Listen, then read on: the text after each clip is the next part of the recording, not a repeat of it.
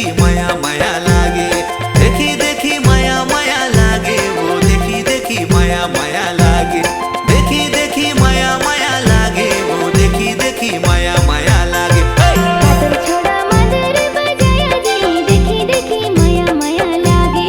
कातर छोड़ा मादर बजाया जी, देखी देखी माया माया लागे।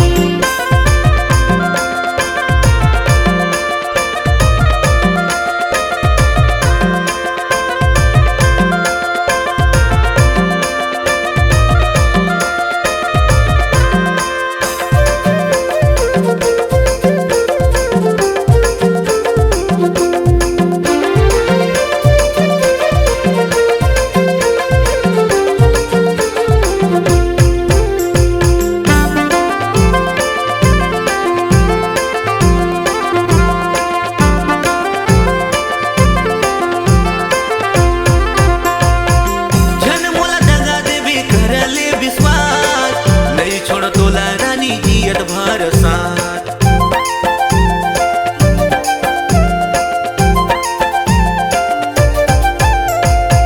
नहीं तोला दगा दे हो करले विश्वास, जन छोड़ राजा मोरे जिंदगी भर साथ।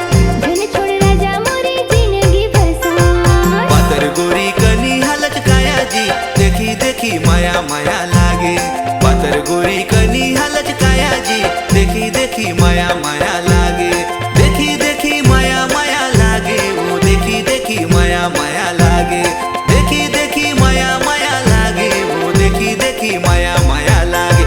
कातर छोड़ा मादर बजाया जी, देखी देखी माया माया लागे। कातर छोड़ा मादर बजाया जी, देखी देखी माया माया लागे।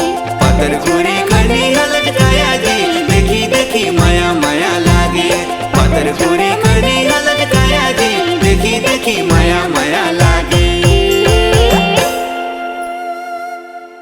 Multi track digital audio video recording कराने हेतु चले आइए गोपाल सीरीज अंबिकापुर। हमारा मोबाइल नंबर है 9826137630 और 8224990401।